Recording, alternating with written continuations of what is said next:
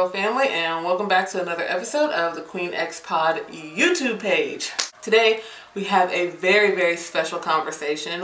This is gonna get a little deep, but this stems from an Instagram post that I made a couple weeks ago that just completely took off. I got a really good reception from you guys, and so I wanted to kind of have this conversation on YouTube and see what my YouTube family thought about it. So we're talking about expectations in marriage. Some of you may be married, some of you may not be. So I'm specifically going to come at this conversation from a married perspective, but you don't have to. These things can be applied when it comes to jobs, dating, friendships, even your relationships with your parents. Me and my husband have been together for 10 years. It's been 10 mostly glorious years. It's been pretty good. We enjoy each other's company. We love each other very much, but there was a point in time in our marriage where I was feeling the pressure of being his wife and not being myself. So what I mean by that is we come from two very different backgrounds. We have two very different ideas of what relationships and marriage and husbands and wives are supposed to be. Although we did have these conversations before we got married, you really don't know until you're living it and these situations arise and they pop up and you're like, listen, you're dropping the ball because my husband is supposed to do this, and this. And he's like, well, hold on, because Alex don't do this, and this. That's not fair. So we ran into quite a bit of trouble. Nothing that conversation can't help us get through, but it was a struggle. For at least a year and a half, maybe 2 years of our relationship after we got married, it was a constant battle because these expectations and these labels that you put on yourself. So as a wife, you're supposed to do and act like this. So instead of being Autumn that is married and has a husband, I am just a wife, and wives do this. So not only does he have these expectations for how I'm supposed to be, I have these expectations for myself. As a wife, I'm supposed to do this, and this, even if it doesn't make me happy. Even if it makes me miserable. I love being a wife and I love being married to my husband, but I don't like being a wife that has to do these things. I like being Autumn, who just so happened to fall in love and get married to this person. And when I say that you can apply these things to anything, I literally mean anything. So even in relationships with your parents, as my mom's oldest daughter, I am expected to blank. As my sibling's oldest sibling, I am expected to blank. But before any of that, I'm just me. I'm Autumn all the time.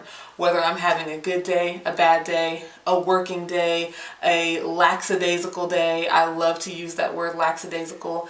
No matter what kind of energy I'm in, I am always going to be Autumn first. And I had to create boundaries with everyone in my family, everyone in my circle, everyone I came in contact with. So instead of you expecting me, because I am a business owner, to show up dressed like this, talking like this, representing this, you need to know that I am Autumn, who just so happens to own a business, and this is what you're going to get when you get me. People learned it eventually. Most people liked it. Some people didn't, and I didn't work with those people anymore. But I never felt like I had to sacrifice me being me. I am more than enough of a human being to get where I want to get in life without having to adjust who I am and change who I am for other people. Autumn is more than enough of a human being to be an activist and get out in the streets and handle what she got to handle and support people and be a leading business owner and be a wonderful wife and a phenomenal sister. Autumn can do all of those things. I can wear all of those labels without the expectations. So I know a lot of people who also struggle with this, especially when it comes to their job title and their religion and their faith. As a Christian woman, a Christian man, you are supposed to act this way, sound like this, do this. I even had one of my friends who's a teacher that said that, she feels a lot of that pressure being a teacher. She is constantly looked down on and expected and told that she's supposed to always be a certain way because she's a teacher. But before she ever got a degree to be a teacher, she was just her. Now she feels like just being her isn't good enough.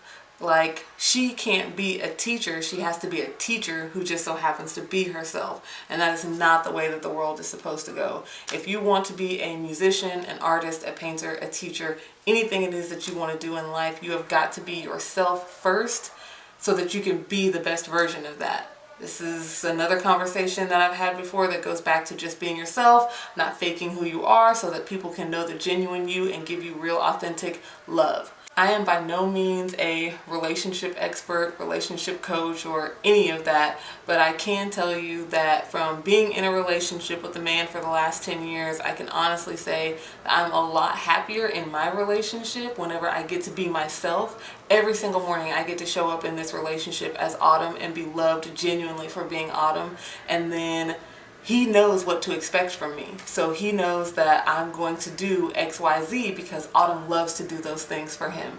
Not because this is my wife and I have put her in a marriage prison and this is what she has to do for me. Otherwise, she's not being a real wife. Once we decided to take those restrictions away, because he had it bad and I had it bad, but once we took those restrictions away and we allowed for each other to be and show up in our relationship as ourselves, our relationship flourished. I mean, it has blossomed into something that I never even could have imagined that I was capable of having.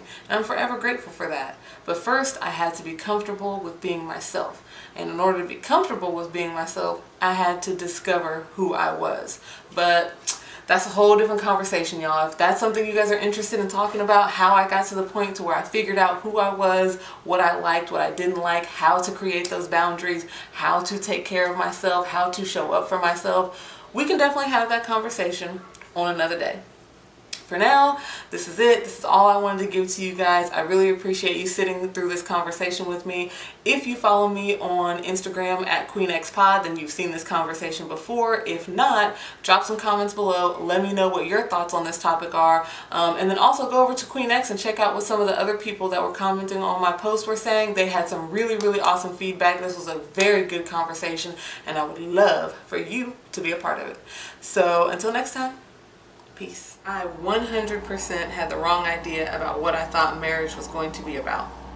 I definitely wasn't expecting it to be easy, but I know I didn't step into this thing ready for battle. Imagine barely having an idea of what your own individual existence consists of, and then you're just a bunch of labels. Wife, business owner, mom, sister, therapist, chef, teacher, label after label after label after label. Each label carrying the weight of an expectation, and before you know it, you're no longer expected or even allowed to be yourself. It's a lot easier than you think to lose yourself in marriage because the labels have expectations, but just being yourself is a lot harder to put expectations on. We struggled with this unbelievably hard for at least the first 1.5 to 2 years in our marriage. I expected my husband to feel this and do that and question nothing. Likewise, he had high expectations for what his wife was supposed to do, feel, say, and represent. When we finally got to the point where we allowed each other to stop being our label and start being ourselves that just so happened to be married to each other, we discovered 2 things. Number 1, despite going about things differently, we want and desire similar things individually. Without forcing it on one another, we willingly became a team. Number 2, we not only love each other, but we actually like and admire who we are as individuals. I had forgotten that I fell in love with Alex and not my idea and expectations of what a husband should be. I wanted him to be the guy I fell in love with, but I wasn't being the woman he fell in love with. I was too busy trying to meet expectations as a wife, a business owner, a community activist, a friend, a sister, a daughter, etc., etc. You get the point. My point is, don't get caught up in the labels and expectations people put on you. Before you were any of those things, you were you. And that's always been enough.